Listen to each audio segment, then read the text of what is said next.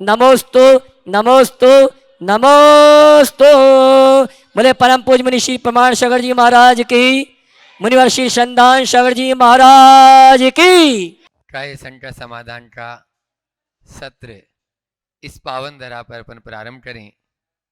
कल जहां पर अंत में जिनका प्रश्न छूट गया था, खड़े तो हो चुके थे, अनन्य गुरु भक्त हैं, गुरुवर की वाणी को दूर दूर तक पहुंचा रहे हैं। अविनाश जी प्रवक्ता विदिशा, वे अपना प्रश्न गुरु चरणों में करेंगे। उससे पूर्व अभी ऑनलाइन सागर कटरा ब्रांच के प्रबंधक, शाखा प्रबंधक राहुल जी कोस्टा, वे अपने साथियों के साथ में ये कार्यक्रम प्रतिदिन देखते भी हैं। पहले आप लोग बोल लें तो फिर अपन बोल लें।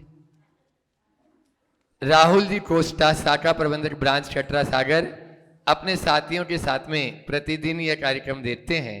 नमोस्तु पूर्वक आपके चरणों में सभी लोग प्रश्न कर रहे हैं कि जैन बंधु हमेशा जय जिनेन्द्र ही क्यों कहते हैं, जय पारसनाथ या जय महावीर क्यों नहीं बोलते? जय जिनेन्द्र का क्या अर्थ है, बताने की कृपा करें। नमोस्तु महाराज जी। बहुत अच्छा सवाल है।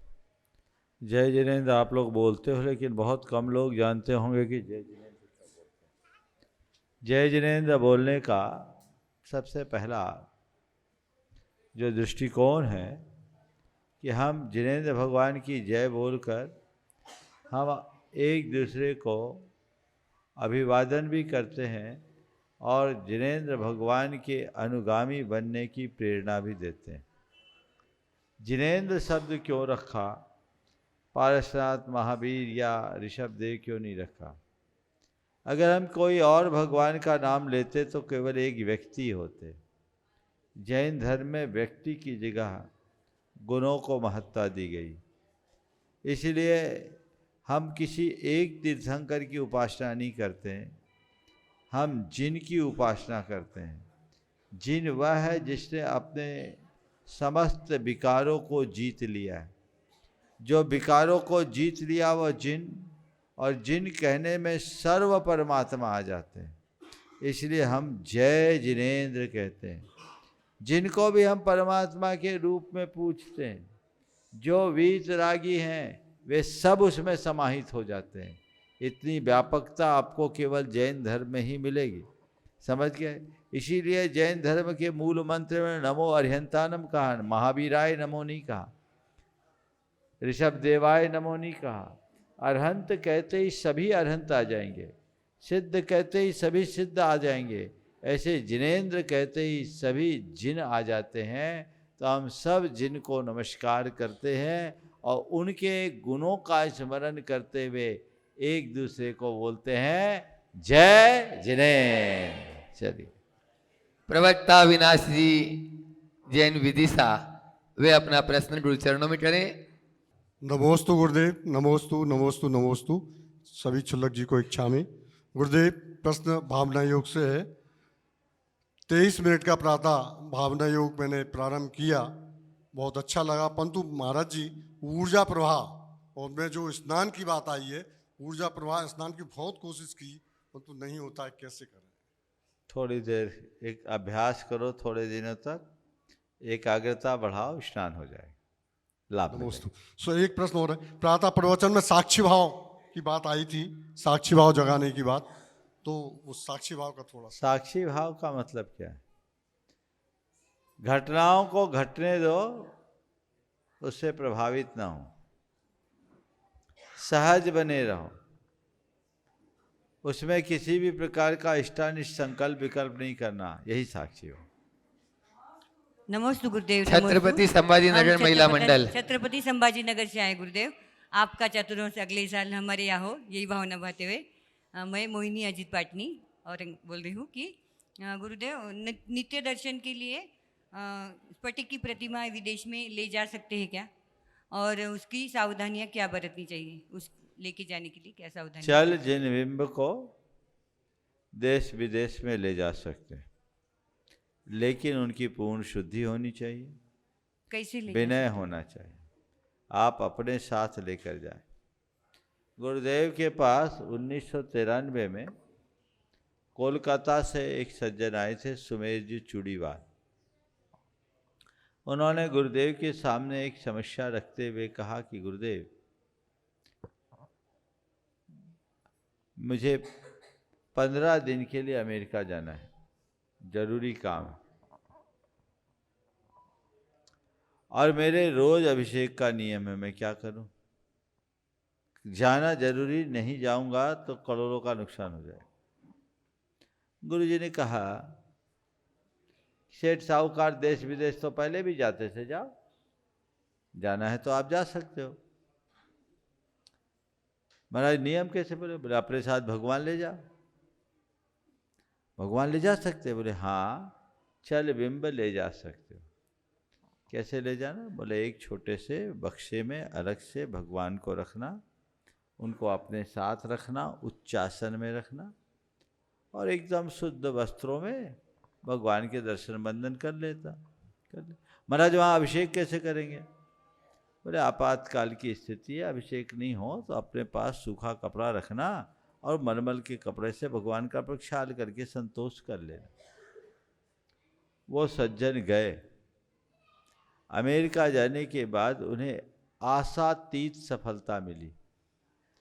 लौटकर गुरु चरणों में अपनी ओर से कृतज्ञता व्यक्त करने के लिए आए और उन्होंने कहा, गुरुदेव आपके आशीर्वाद से मेरा नियम भी पल गया और मुझे उसमें बड़ी सफलता भी मिली, पर मुझसे थोड़ी एक चूक हो गई। बोले क्या? बोले जब अभिषेक करने का प्रसंग आया तो केवल कपड़े से संतोष नहीं हुआ, तो मैंने अंगूर का रस निकाल कर अभिषेक कर लिया। इसमें कोई दोष लगा हो तो आप मुझे प्रायश्चित दे दें। गुरुदेव ने कहा, तुम्हारी भावना इतनी पवित्र, सब दोष समाप्त हो गया। तो कहने का तात्पर्य ये है, ये प्रसंग मैं केवल इसलिए सुना रहा हूँ कि आप भगवान ले जा सकते हैं, लेकिन वे भगवान आपके साथ हों, लगेज में ना हो, चल बिंब हो। और यदि रत्नमय प्रतिमा हो तो और अति उत्तम, स्फटिक आदि की, उसके नित्य अभिषेक की जरूरत नहीं। चल बिंबों को विनय पूर्वक ले जाएं, विनय पूर्वक ले आए। धन्यवाद गुरुदेव। नमस्ते। शीला जी राव का वे अपना प्रश्न करेंगे और उसके बाद में तैयार रहेंगे मोदी पंकज जी जैन, पूर्व वरिष्ठ पार्षद, वरिष्ठ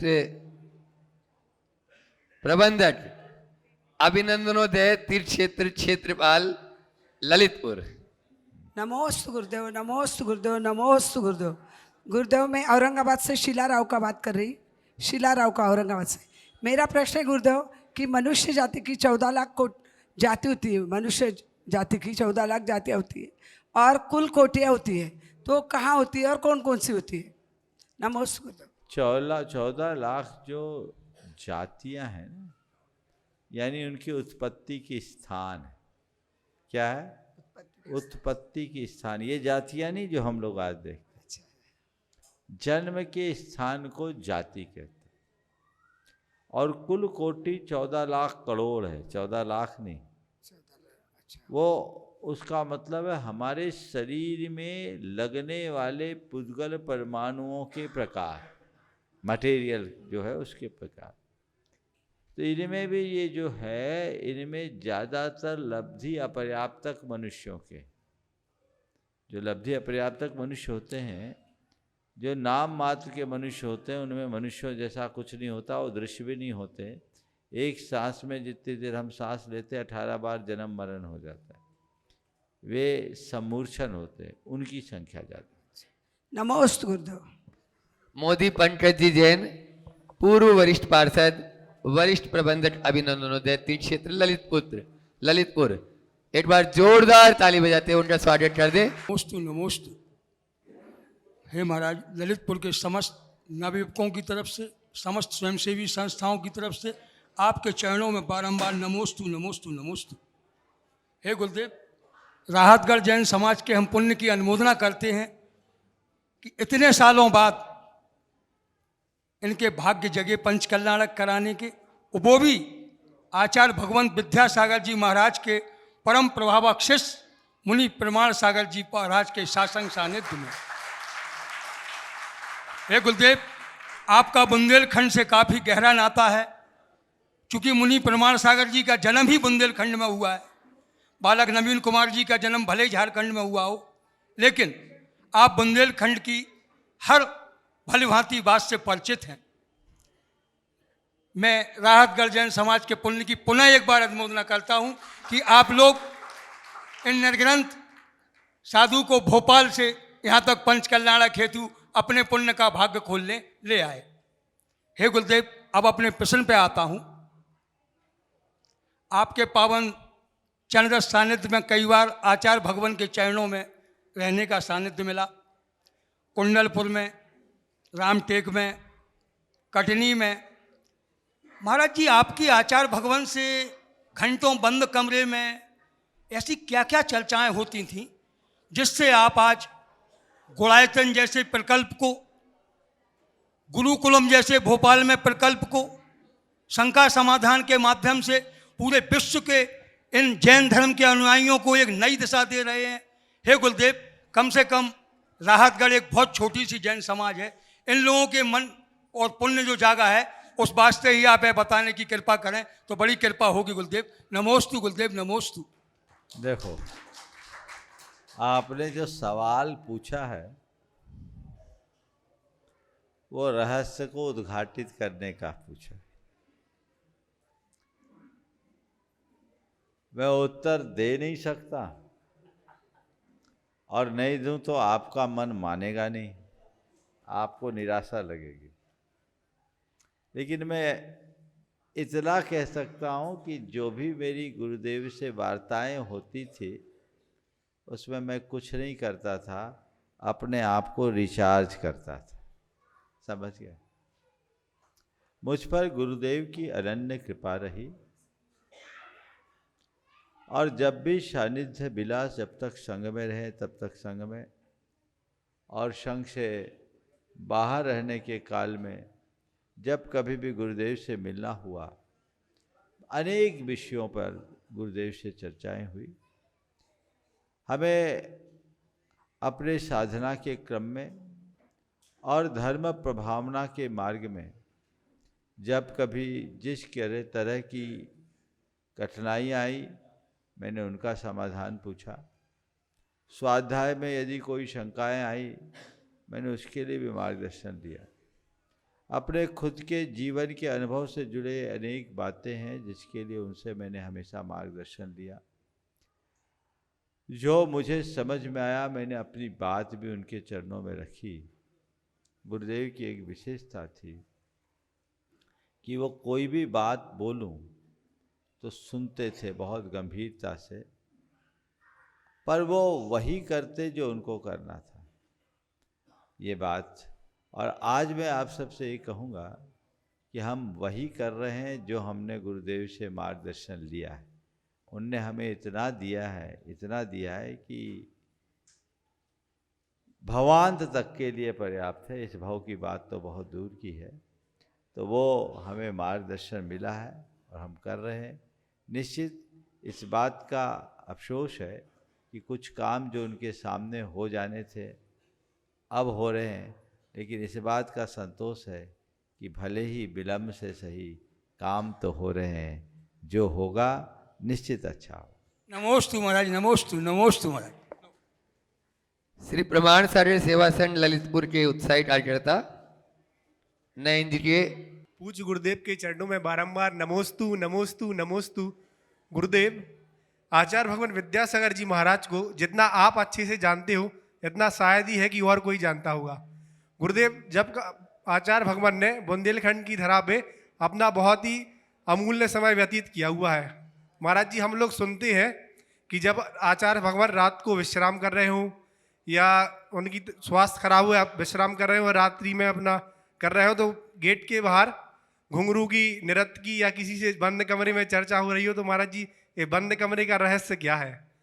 और महाराज जी, कभी आपके साथ कहीं किसी जगह पर ऐसे बंद कमरे में कुछ रहस्य हुआ हो तो महाराज जी हम सभी लोगों को बताएं। नमोस्तु महाराज जी। देखो, आचार्य महाराज का जो व्यक्तित्व था वो अलौकिक था।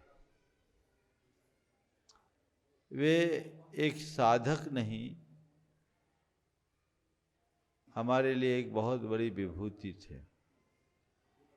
मेरा ये सौभाग्य रहा है कि मैं जब भी संग में रहा, जितने दिनों भी रहा, उनके चरणों में ही रात्रि विश्राम किया, उनके साथ ही किया। और मैंने अब घुंघरू आदि की बातें तो कई तरह की महापुरुषों के साथ जुड़ जाती है, मेरे ऐसे अनुभव में तो नहीं आया, लेकिन गुरुदेव के साथ जो मैंने महसूस किया वो एक बात आज आप सबको जरूर बताना चाहूँगा। उनके कमरे में घुप अंधेरा रहता था, हाथ पर हाथ न दिखे ऐसा अंधेरा, रात्रि में प्रकाश नहीं रखते, और वो मध्य रात्रि की सामायिक किया करते थे। उनकी विशेषता कि उनके उठने बैठने चलने फिरने की कोई आहट नहीं होती, कब उठ के बैठे कब लेटे इसका पता नहीं, कब आपके बाजू से निकल जाए आपको पता नहीं लगे, आहट रहित। लेकिन हमने देखा कि जब वो मध्य रात्रि की सामायिक करते तो उस घुप अंधेरे में भी उनके शरीर से एक अलग प्रकार का प्रकाश निकलता, जैसे सूरज उगता है ना, उगते सूरज का जैसा प्रकाश होता वैसा प्रकाश का एक पूरा घेरा, जो उनका आभा मंडल ऐसा तेज जो सामान्य अवस्था में कोई नहीं देख सकता। मैंने ऐसा एक बार नहीं अनेक सा देखा है। जब कभी भी हो, हम लोग तो सोते रहते हैं उस समय, लेकिन गुरुदेव वो मध्यरात्रि की सामायिक करते और वो मैंने अनुभव किया। गुरुदेव की चर्या बड़ी अलग थी, बहुत अल्प निद्रा लेते थे, करीब करीब 10 बजे के आसपास वो विश्राम करते और 12 साढ़े 12 के मध्य रात्रि की सामायिक करते और फिर 1 घंटे का विश्राम लेके 2:30 बजे के बाद हमने उन्हें कभी लेटा नहीं देखा, 2:30 बजे और उठ जाते थे। ये उनकी साधना थी, माने लगभग 3 साढ़े 3 घंटे की ही निद्रा वो लेते। और महाराज जी लोग तो लास्ट में और रहे, मुझे तो 84 से लेकर 89 तक निरंतर उनके पाद मूल में रहने का अवसर मिला और उस समय मैंने बहुत लिया। 89 से निरंतर हम लोगों का बिहार बाहर चला, बीच बीच में आना जाना हुआ, जब भी प्रवास रहा तो उनके निकट ही रहे, लेकिन ये जो चीज़ें देखी है वो अद्भुत है, समझ गए। नमोस्तु गुरुदेव, नमोस्तु गुरुदेव। आज अपने बीच में धर्मेंद्र जी हजारी, जो पत्रिका ब्यूरो से पत्रकार जी, एक बार जोरदार ताली बजा दीजिए। और मैं चाहूँगा यहाँ की कमेटी वहीं पर जाकर उनका अभिनंदन भी करेगी, स्वागत भी करेगी। आप अपना प्रश्न करें दोनों मानव। गुरु परमार सागर जी महाराज के सत्संग के चरणों में कोटि कोटि वंदन। गुरु, धर्म और पंथ में क्या अंतर है? तंत्र और धर्म और पंथ में क्या अंतर है? धर्म और पंथ। देखो, धर्म हमारे जीवन जीने की कला है और पंथ हमारी आस्था से अनुबंधित मार्ग। धर्म पथ है और पंथ हमारा अपना एक वैचारिक आग्रह है जो किसी आस्था से जुड़ा है। पंथ कितने भी हो सकते हैं, अनेक हो सकते हैं, धर्म एक है, समझिए, वो शाश्वत है। जैन अगर आप मुझसे पूछो तो मैं कहूँगा वस्तु स्वभावो धम्मो, वस्तु का स्वभाव ही धर्म है। अपने स्वभाव में स्थिर होना धर्म है, स्वभाव से बाहर रहना अधर्म है। अहिंसा स्वभाव है, हिंसा विभाव है। अहिंसा धर्म है, हिंसा अधर्म है। हमने धर्मों के साथ नाम जोड़े वो अलग चीज़ है, पर धर्म तो स्वरूप है, उसे किसी नाम की जरूरत नहीं, अंदर की चीज़। पत्रकार संजय जी जोशी बंसल न्यूज से अपने बीच में वे भी अपना प्रश्न कर। जी, नेगेटिविटी और डर से पार कैसे पाए? नेगेटिविटी और डर से पार कैसे? नेगेटिविटी और डर से पार होने के लिए मैं तो आपसे कहूँगा थोड़े दिन भावना योग कीजिए। शायद भावना योग का परिचय नहीं होगा, इनको परिचय कराओ। आपकी सारी नकारात्मकता भी दूर होगी और मन का डर भी दूर होगा। और मैं आपसे आपके माध्यम से सब तक ये बातें पहुँचाना चाहता हूँ, अगर नकारात्मकता से अपने आप को बचाना चाहते हैं और डर जो एक नकारात्मक आवेग है उससे भी बचना चाहते हैं, 4 काम कीजिए। नियमित सत्संग कीजिए। सत्संग करने से सकारात्मकता आती है, आत्मविश्वास बढ़ता है। दूसरा, स्वाध्याय कीजिए। स्वाध्याय यानी केवल किताबें पढ़ना नहीं, अपने अंदर उतर कर अपने गुण दोषों की समीक्षा करना शुरू कीजिए। क्या सही क्या गलत, सही को बार बार अपनाने की और गलती को सुधारने का मन में संकल्प लीजिए। तीसरी बात, ऐसे लोगों का साथ लीजिए या ऐसे लोगों के जीवन चरित्र को पढ़िए जिनने सकारात्मकता के बदौलत अपने जीवन को ऊंचा उठाया। और चौथी बात, जिनके अंदर नकारात्मकता है उनसे सुरक्षित दूरी बना के रखिए। यदि ये चारों काम आप कर लेंगे तो मन की नकारात्मकता भी दूर होगी, डर भी दूर होगा, आपका हृदय सकारात्मकता और आत्मविश्वास से लबरेज हो। एक बार जोरदार ताली बजा दीजिए। आपकी खबरों को देश दुनिया तक पहुंचाने के लिए और अधिक ये अब आगे पुरुषार्थ भी करेंगे। ऐसी भावना के साथ में अगले प्रश्न के लिए मैं बुला रहा हूं कल्याण मित्र स्वाध्याय परिवार से चंचल जी जैन और यशिका जी जैन। वे अपना प्रश्न गुरु चरणों में। द्विमिन राजों के चरणों में बारंबार नमोस्तु नमोस्तु नमोस्तु। सभी चुल्लक महाराज जी को इच्छामी इच्छामी इच्छामी। गुरुवर, हम लोगों ने स्वाध्याय के माध्यम से जाना कि हमारे प्रत्येक धार्मिक या पुण्य के कार्य में हमें हमारे गोल अर्थात लक्ष्य से हमें हमारे सोल अर्थात आत्मा को विस्मृत नहीं करना चाहिए। हमारा उद्देश्य हमेशा हमारी आत्मा की उन्नति के विकास में विचार करते रहना चाहिए, क्योंकि वो ही अनंत से आज तक और आगे अनंत तक हमारे साथ रहने वाली है। बाकी सब कर्माधीन अवस्थाएं परिवर्तित होती रहती हैं। गुरु जी सूत्र दें ताकि हमारे गोल से लक्ष्य हमारी सोल अर्थात आत्मा गोल ना हो सके। गोल सोल से जुड़ा रहे, बाकी बातें गोल ना हो। बहुत अच्छा भाव आपने रखा है। देखिए, हम कुछ भी कार्य करें, एक बात अपने मन मस्तिष्क में सदैव अंकित रखें। मैं कौन हूँ, मेरा क्या है, मैं क्या कर रहा हूँ, मुझे क्या करना चाहिए। ये सवाल है, इनको दोहराओ बार बार और इसका उत्तर अपने भीतर तलाशो। हमारा चित्त कभी भी इधर उधर नहीं होगा, अपने अंदर स्थिरता आएगी, रास्ता ठीक होगा। दूसरी बात, कोई भी क्रिया करे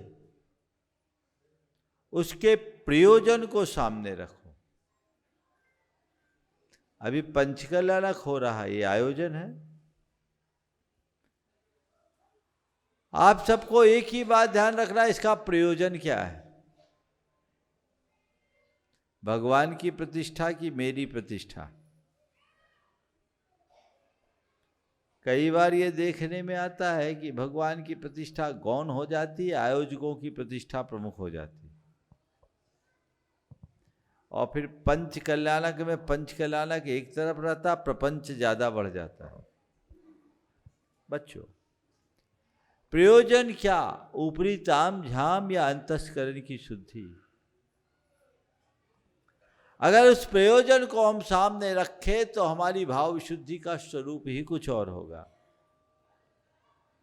इसी तरह किसी भी धार्मिक या लौकिक कृत्य करते समय आत्मा को केंद्र में रखते हुए हम कोई काम करेंगे तो हम किसी भी प्रकार के स्खलन से बच सकेंगे, कोई स्खलन नहीं होगा। और यदि इसे हम भूल जाएंगे तो कदम कदम पर भ्रम उत्पन्न हो सकता है, स्खलन भी हो सकता है। यशिका जैन स्वाध्याय मंडल से, और उसके बाद में विरक्ति जैन राहतगढ़ तैयार रहेंगी। नमोस्तु महाराज जी, मेरा प्रश्न है, बीते 1 वर्ष से हम सभी भाई बहन माताएं स्वाध्याय का लाभ एक साथ ले रहे हैं, जिससे हमारी जीवन शैली में बहुत परिवर्तन आया है। महाराज जी, महर्षि, हमने स्वाध्याय में जाना कि अपने जीवन में 3 चीजें कैसे भी करके करना है। एक सम्यक दर्शन, दूसरा तद्रूप आचरण और समाधि पूर्वक मरण, ताकि हम अपनी इस मानव पर्याय का लाभ ले सकें जो आज तो ना ले पाए। तो महाराज जी हमें मार्गदर्शन करें कि हम ऐसे क्या भाव रखें कि मोक्ष मार्गी बन सके। नमोस्तु महर्षि। बहुत प्रसन्नता होती है जब आप जैसे युवाओं के मुख से सम्यक दर्शन और आत्म कल्याण की बात सुनने को मिलती है। ये एक बहुत बड़ी क्रांति है। आज का युवा तो ड्रिंक, डिनर और डांस में ही उलझा रहता है। उसकी जो जीवन शैली है पूरी तरह पाश्चात्य जीवन शैली में ढलती जा रही है। सबसे पहले तो मैं युवाओं को कहूँगा कि जीवन में बदलाव हो, भटकाव नहीं। भटकाव से बचिए। अपने इस मूल्यवान मनुष्य जीवन को समझने की कोशिश कीजिए। हमने ये मानव जीवन प्राप्त किया है, कितनी दुर्लभता से प्राप्त किया है। इसे व्यर्थ न जाने दें। इसको सार्थक बनाने का लक्ष्य रखें। यदि आप नियमित स्वाध्याय करोगे, गुरुओं के संसर्ग में रहोगे, आपके अंदर आत्मबोध जागेगा। तय मान करके चलना, आपके जीवन की दिशा और दशा दोनों परिवर्तित होगी। आपने पूछा है कि तीनों बातें हमारे जीवन में कैसे हो, सम्यक दर्शन की प्राप्ति, तदरूप आचरण और मरण समाधि। नियमित स्वाध्याय करो और स्वाध्याय करने के बाद भावना भाव। कोरा स्वाध्याय काम करे इसमें संशय है, पर भावना से भर कर के कोई कार्य करोगे, बार बार उसकी भावना भाओगे, तो पक्के तौर पर वह प्रभावी होगा। तो मुझे ये तीनों बातों की भावना भानी है। मैं शुद्ध आत्मा हूँ, इस बात की बार बार भावना भाव, और मुझे मेरे हृदय में शुद्धात्मा के प्रति रुचि जागे। पर पदार्थों से मेरी आसक्ति कम हो, मेरा अनुराग घटे, मैं संसार में कहीं भी रहूं, अपनी आत्मा को कतई विस्मृत न करूं। बार बार ये बातें दोहराएं, ऐसी भावना भाएं, जीवन में बहुत बड़ा बदलाव आएगा। इसी तरह समाधि मरण के लिए भी ऐसी भावना की जरूरत है। और अपने आचरण की समय समय पर समीक्षा करते रहने से हम अपनी शक्ति और परिस्थिति के अनुरूप आचरण निष्ठ बनकर आगे बढ़ सकते हैं। विरक्ति जैन राहतगढ़ वे अपना प्रश्न करें। महाराज श्री के चरणों में मेरा त्रिवार नमोस्तु। गुरुवर, मेरा प्रश्न यह है कि आजकल की जनरेशन प्रैक्टिकल्स पे ज़्यादा बिलीव करती है एज कम्पेयर टू थ्योरी, परंतु हमारा जिन धर्म कर्म सिद्धांत पर आधारित धर्म है, लेकिन मैंने यह देखा है कि वह व्यक्ति अच्छे कार्य करता है, उसे कर्म की मार पड़ती है, और वह व्यक्ति बुरे कार्य करता है, वह फलता फूलता दिखता है। ऐसे में हमारा धर्म के प्रति सिद्धांत बना रहे, कृपया समाधान कीजिए। देखो, बहुत अच्छी बात आपने की है, और स्थूल दृष्टि से देखने पर वही बातें दिखती है जो आप कह रही हैं, लेकिन मैं आपकी बात से इत्तेफाक रखता हूँ। ऐसा नहीं, कर्म की मार हमें तुरंत पड़ती है। दरअसल हमने जिसे कर्म का फल मान रखा है, कर्म का वो प्रत्यक्ष फल है ही नहीं। आपको पता है अच्छे कर्म का फल क्या है और बुरे कर्म का फल क्या है? महर्षि, हम लोग तो विद्यार्थी हैं, हम लोग तो अच्छे नंबर बुरे नंबर वो ही समझते हैं। ये इसका कर्म से संबंध नहीं, इसका कर्म से सीधा संबंध नहीं कि अच्छे कर्म करेंगे तो हमारे अच्छे मार्क्स आएंगे, अच्छी जॉब लगेगी, अच्छे पैसे कमाएंगे, हमें फैसिलिटीज मिलेगी। बुरे कर्म करेंगे तो हमारे लिए अनेक प्रकार की एडवर्सिटी का सामना करना पड़ेगा। नहीं, ये अवधारणा पूरी तरह सही नहीं है। पुण्य का जो प्रत्यक्ष फल है वो संतुष्टि, और पाप का प्रत्यक्ष फल है वह संताप है। देखिए, मैं आपसे पूछता हूं, आप किसी भूखे को भोजन कराओगे, आपको कैसा लगेगा?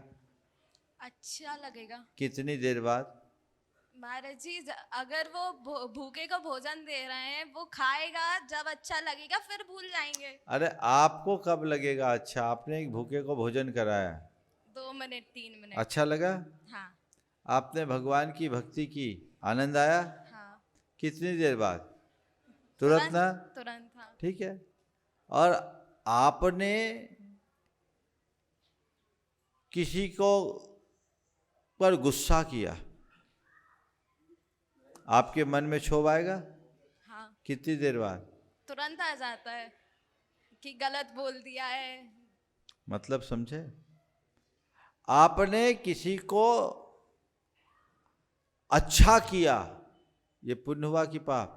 पुण्य हुआ। उसका फल आपको अच्छा लगा, तुरंत मिला कि बाद में? तुरंत मिला। समझ गए? आपने किसी के साथ मिसबिहेव किया, ये पुण्य था कि पाप? पाप। उसके कारण मन में जो टेंशन आया, तुरंत आया कि बाद में? तुरंत आया। समझ में आया? इससे प्रैक्टिकल धर्म क्या होगा? अच्छे का फल अच्छा और बुरे का फल बुरा, ये यूनिवर्सल लॉ, एकदम प्रैक्टिकल है। ये समझने की कोशिश कीजिए ना। फिर महाराज ये जो चीजें, कोई थोड़ा प्रयास करता उसको बहुत लाभ मिल जाता है, और कोई खूब मशक्कत करता है फिर भी उसको कुछ नहीं मिलता, ये क्या है? ये पारंपरिक फल हो सकता है, समझ गए? पुण्य का प्रत्यक्ष फल संतुष्टि, और पाप का प्रत्यक्ष फल संताप है। पुण्य का पारंपरिक फल सुख समृद्धि हो सकती, और पाप का पारंपरिक फल दुख दारिद्र्य। लेकिन इसमें भी एकांत नहीं है, संयोग बनते और बदलते हैं। महापुरुषों के जीवन में भी बुरे संयोग बनते हैं। रामचंद्र जी को वनवास हुआ, बोलो, हाँ। रामचंद्र जी को क्या पापी कहोगे? नहीं। उनने कोई गलत काम किया? नहीं। स्थूल दृष्टि से देखा जाए तो एक व्यक्ति जो राज्य का अधिकारी होता, उसे चिराजीन माने बक्कल युक्त वस्त्र पहनकर निर्जन वन में जाना पड़ रहा है। श्री कृष्ण का जन्म कहाँ हुआ? जेल में हुआ। माँ का दूध भी नहीं पी पाए। नारायण थे त्रिखंडाधिपति, उनने कोई पाप किया था? पार्षराज भगवान तीर्थंकर थे, गर्भ में आने के 6 महीने पहले रत्न वर्षा हुई, फिर भी उन पर भयानक उपसर्ग हुआ। उनने कोई पाप किया था? ये क्या हुआ? ये तीनों ऐसे संयोग बने कि इन संयोगों ने ही इन्हें महान बनाया। बताओ, रामचंद्र जी वन नहीं जाते तो क्या राम बन पाते? नहीं। बोलो। नहीं। पूरे रामायण में से ये एपिसोड हटा दो फिर, तो राम वन गए इसलिए राम बन गए। तो उनको राम बनना था, इसलिए ऐसा संयोग बना। हमारे शास्त्रों में कहीं हमने खूब खोजा रामचंद्र जी का वनवास क्यों हुआ, कहीं नहीं मिला कारण। ठीक, श्री कृष्ण ने अगर इस तरह की परेशानियों और संकटों का सामना नहीं किया होता तो वो नारायण श्री कृष्ण की तरह आदरित नहीं होते। होते क्या? नहीं। पारसनाथ भगवान पर ऐसा उपसर्ग नहीं होता तो 24 तीर्थंकरों में सबसे ज्यादा मान्य नहीं बनते। बोलो, आज सबसे ज्यादा मंदिर अगर सर्वे करोगे तो देश में पारसनाथ भगवान के मिलेंगे। सबसे ज्यादा भगवान की स्थापना है तो पारसनाथ भगवान की है। क्या पारसनाथ भगवान ने कोई पाप किया था? 10 भाव का रिकॉर्ड है, कोई पाप नहीं किया उनने, पर हर भाव में उनको संकटों का सामना करना पड़ा। इसका मतलब क्या है? महापुरुषों और महाभागों के सामने भी परीक्षाएं होती है, परीक्षाएं आती है और वे उस परीक्षा में पास होते हैं। इसलिए तुम्हारे माध्यम से मैं सबको कहना चाहूंगा, मैं इतना धर्म कर रहा हूं, कर रही हूं, इसके बाद मेरे साथ उल्टा हो रहा है तो धर्म करने से क्या फायदा? अरे बाबा, धर्म करने का ये अर्थ ही नहीं है कि तुम्हारे लिए सब सीधा हो। धर्मी होने का अर्थ तो ये है कि चाहे उल्टा हो या सीधा, हमें उल्टा सीधा नहीं करना, हमें सम बने रहना। धर्म का पहला सूत्र है, होकर सुख में मग्न न फूलूं, दुख में कभी न घबराऊं, इष्ट वियोग अनिष्ट योग में सहनशीलता दिखना। इसके लिए धर्म करो ना, दोस्त तुम्हारा नहीं है। हम लोगों का पालन पोषण ही ऐसे हुआ। बेटा, परीक्षा है, पहले मंदिर चले जा, पेपर अच्छा जाएगा। रिजल्ट खुलना है, पहले मंदिर चले जाओ, रिजल्ट अच्छा आएगा। अरे आज तो डिक्लेरेशन होना है, रिजल्ट तो पहले भर गया, भगवान हमारे मार्क्स बढ़ा देंगे क्या? और ऐसी धारणा के चक्कर में बड़ा गड़बड़ हुआ। एक बच्चा भगवान के पास जाकर बार बार कह रहा था, भगवान मुंबई को भारत की राजधानी बना दे, मुंबई को भारत की राजधानी बना दे। बहुत देर से वो एक ही गुहार लगाना था, हे भगवान मुंबई को भारत की राजधानी बना दे, मुंबई को भारत की राजधानी बना दे। एक युवक वहाँ पास में गया, बोले क्यों रे बार बार मुंबई को राजधानी बना दे, राजधानी बना दे, क्यों? बोल रहा राजधानी बनाने से तेरे को क्या फ़ायदा होगा? भारत की राजधानी तो ऑलरेडी दिल्ली है। बोले क्या बताओ, और कोई को फायदा हो या ना हो, पर मुझे हो जाएगा। बोले क्यों? बोले गलती से पेपर में मैंने भारत की राजधानी मुंबई लिख दी। ऐसे भगवान क्या करेंगे? तो हम लोगों को यही सीख दी गई, इसी सीख से प्रेरित होकर के चले गए। तुक्का लग गया तो हम भगवान के भगत हो गए, और नहीं लगा रे भगवान ने हमारे साथ बुरा कर दिया। तो भगवान यही ड्यूटी के लिए बैठे हैं क्या कि तुम्हारी चौकीदारी करते रहे? नहीं, भगवान के पास जाओ अच्छी प्रेरणा पाने, स्वयं को सहज, शांत, स्वस्थ और सकारात्मक बनाने की मंगल कामना करो, जिससे हम अपने जीवन को सहजता से, शांति से, संयम से और सकारात्मकता के साथ जी सके। ये जीवन का असली स्वरूप है। इसलिए कर्म सिद्धांत बहुत प्रैक्टिकल है, उसे उस तरीके से समझो और ऐसे ही समझाने की कोशिश करो। जब इसको समझोगे तो कोई कठिनाई नहीं होगी। हमारा धर्म हमें कर्म योगी बनने की प्रेरणा देता है। कर्मठता के साथ जियो, विकट से विकट परिस्थिति का मजबूती से सामना करो, उसका हल ढूंढो, घबराओ मत। जो फ्रंट में आए उसको फेस करो, जो सामने हो उसका सामना करो और चीरते हुए आगे बढ़ जाओ। ये रास्ता रखना चाहिए, समझ गए? सीए अनिल जैन, इंदौर। पूज्य गुरुदेव मुनि संघ के चरणों में नमोस्तु नमोस्तु नमोस्तु। गुरुदेव, अभी 2 दिन पूर्व एक शोध प्रकाशित हुआ था। विश्व का एक बड़ा समुदाय एकाकी जीवन की ओर अग्रसर हो रहा है। भारत जैसा ओम। हाँ। 2 दिन पूर्व एक शोध प्रकाशित हुआ था। विश्व का एक बड़ा वर्ग एकाकी जीवन की ओर अग्रसर हो रहा है। भारत जैसा संस्कारित देश भी इससे अछूता नहीं है। तो क्या ये मानव सभ्यता के लिए कोई संकेत है या एकत्व भावना की तरफ भी ये बढ़ सकते हैं? देखो, एकाकीपन की ओर बढ़ रहा है, मैं इसे थोड़ा संशोधित करना चाहता हूँ। एकाकीपन की ओर बढ़ना तो बहुत बड़ी उपलब्धि है, लेकिन एकाकीपन की ओर नहीं बढ़ रहा, अलग थलग रहना शुरू कर रहा है।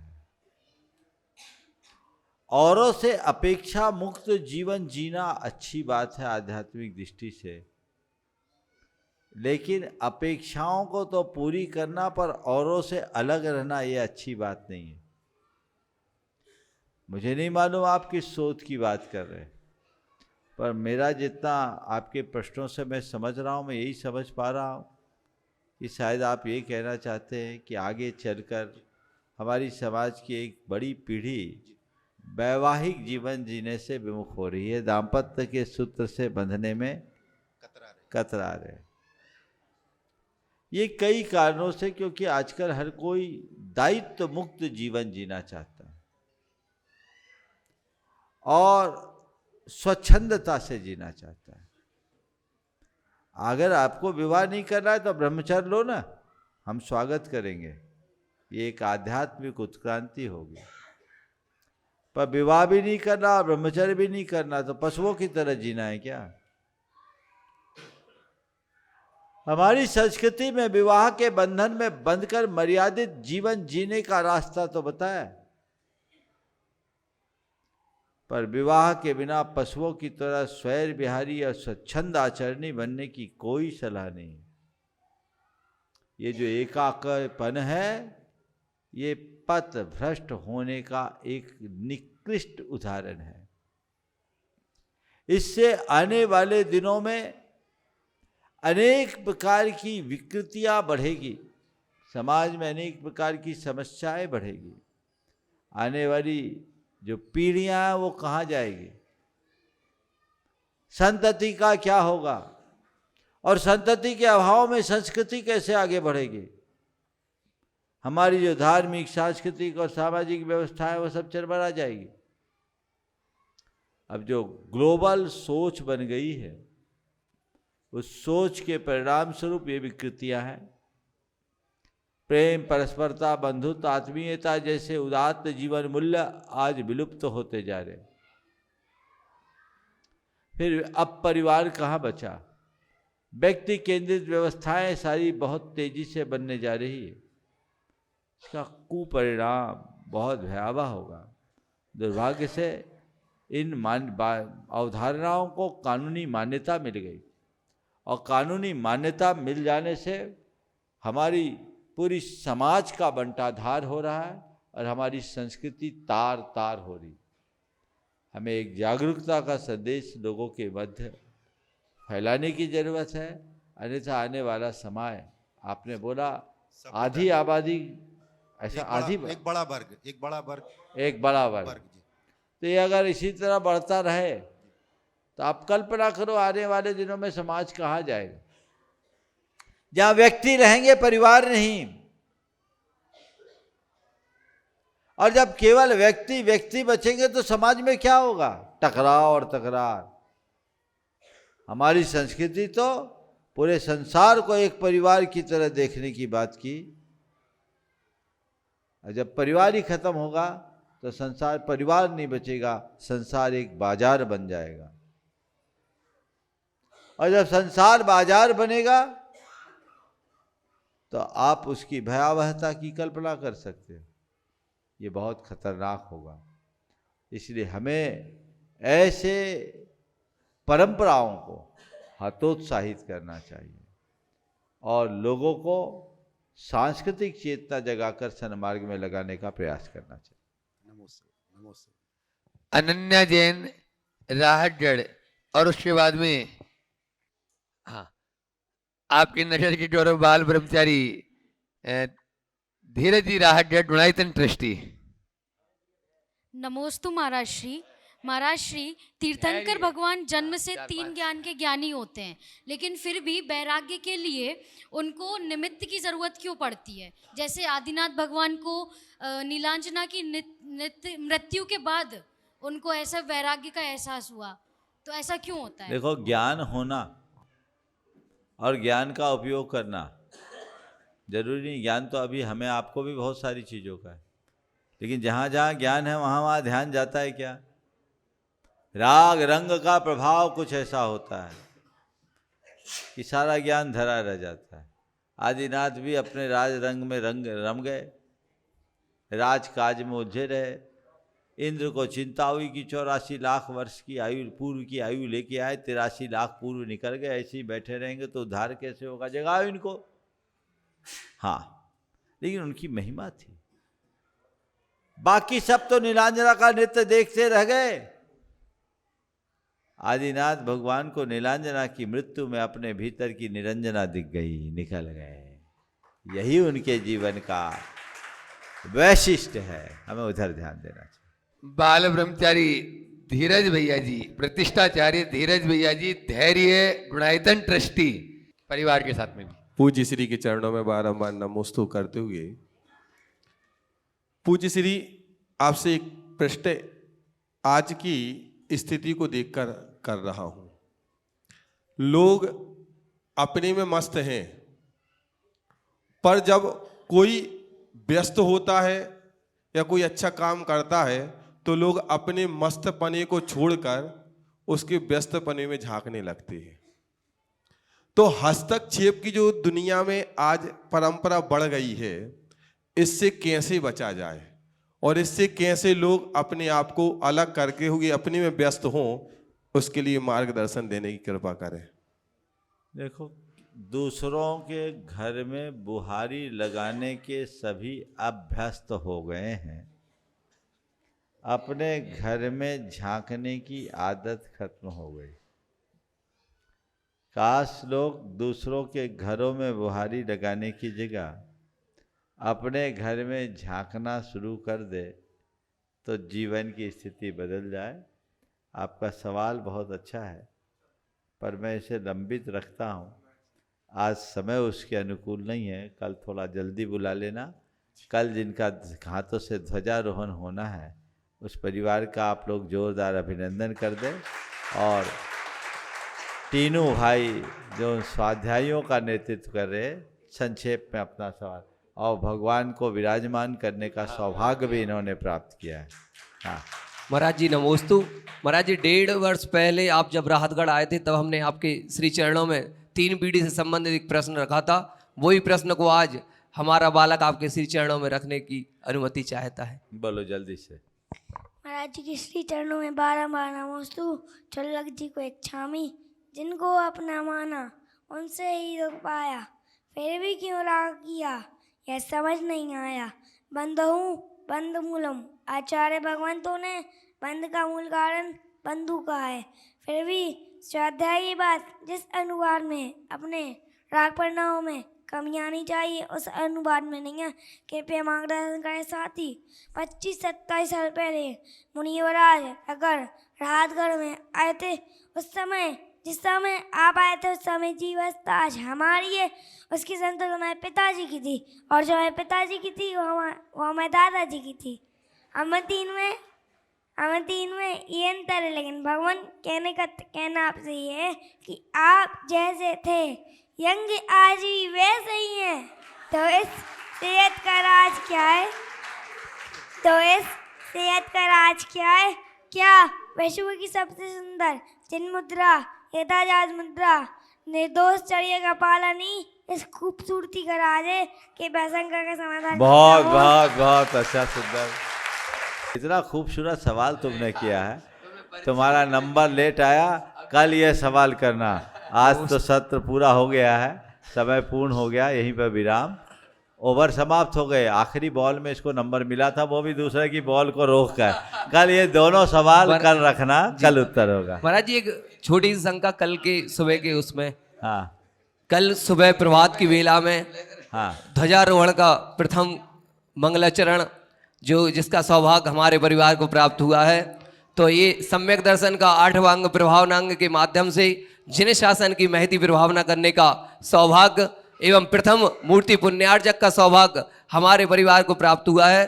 तो भगवान हमें एक विस्तार से समझाएं कि ये जो विद्वान लोग बोलते हैं कि ध्वजारोहण करता 6वां अंश पूरे कार्यक्रम का ले जाता है, तो हमें ऐसे कैसे परिणामों की विशुद्धि बनाएं कि भगवान जैन देव की ध्वजा के साथ हम अपने परिणामों की ध्वजा दिन प्रतिदिन लहराते जाएं। बहुत नमोस्तु अच्छा सवाल है। देखिए, ध्वजारोहण केवल औपचारिक क्रिया नहीं। कल मुझे एक वीडियो दिखाई गई, कल ही ना, अयोध्या में राम मंदिर का ध्वजारोहण किया गया।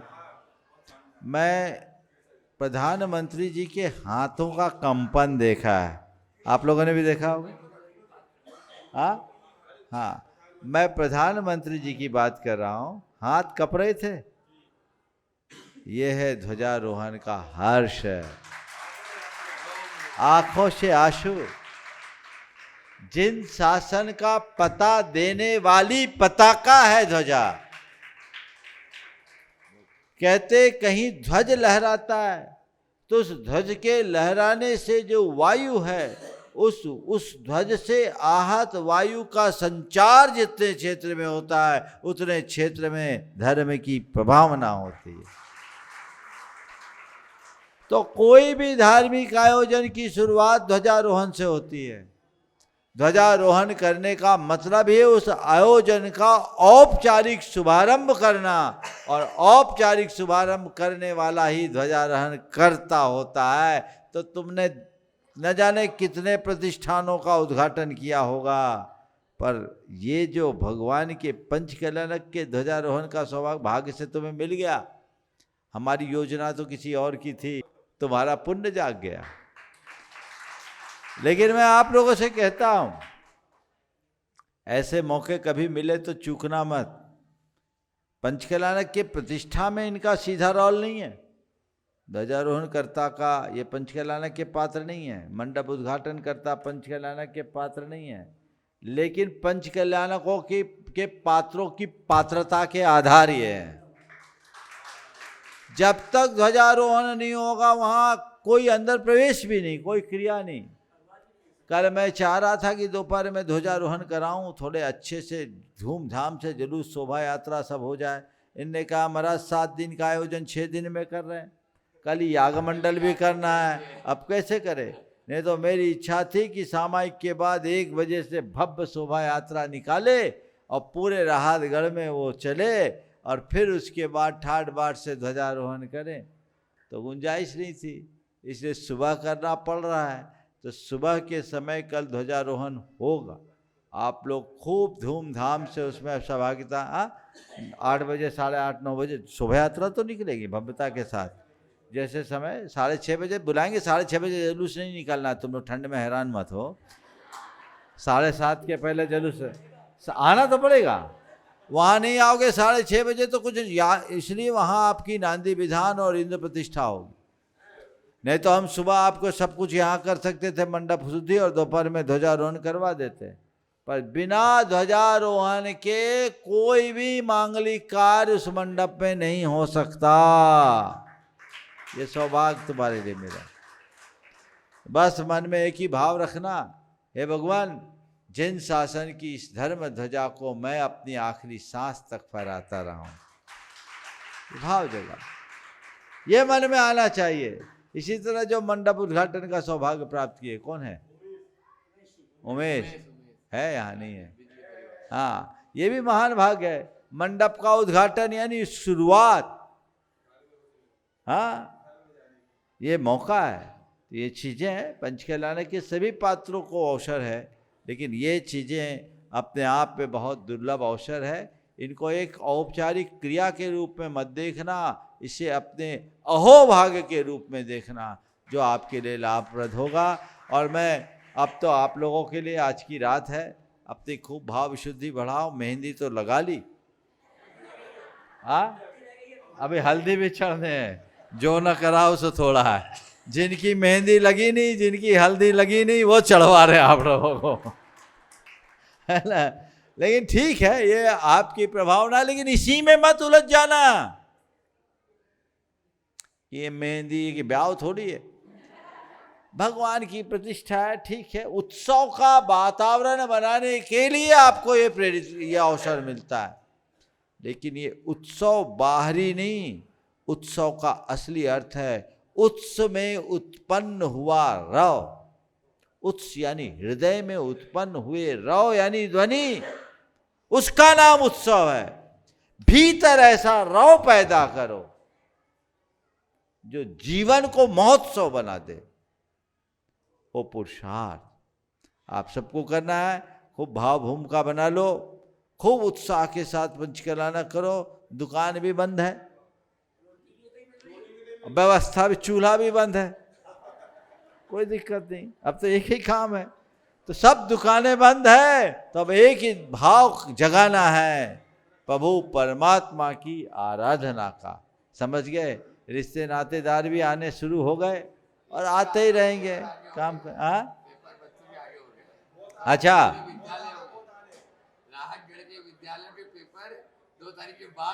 वाह, ये तो बहुत अनुकरण है। ये मैंने महाराज जी बता रहे हैं। अगर ये बताते तो पहले कल इसकी पूरे नोटिफिकेशन मुझे देना। कल इसका उल्लेख शंका समाधान में लाइव में आना चाहिए। अभी तो ऑफिशियली नहीं बोल रहा हूँ मैं, लेकिन ये जानकारी जाना चाहिए। समझ गए? ये बहुत अच्छी बात कि बच्चों के पेपर आगे बढ़ गए। अगर ये बात है तो ये बहुत बड़ी प्रभावना है, और सभी स्कूल मैनेजमेंट को आप लोगों को अपनी तरफ से धन्यवाद देना चाहिए। अब बच्चे निश्चिंत होकर के अपना धर्म ध्यान करेंगे। हाँ, बच्चों को छुट्टी भी मिल गई तो बहुत अच्छी बात है। ऐसे ही उत्साह के साथ अब आप काम कीजिए, ऐसा लगना चाहिए। सुनो ध्यान से क्या बोल रहा हूँ, बाकी तो कल बोलूंगा ही। ओम। ये राहतगढ़ की विशेषता है। आपसी प्रेम बहुत अच्छा है। चलिए ठीक है, अब कल ही बोलूंगा। जावन यहीं पर भी रहा।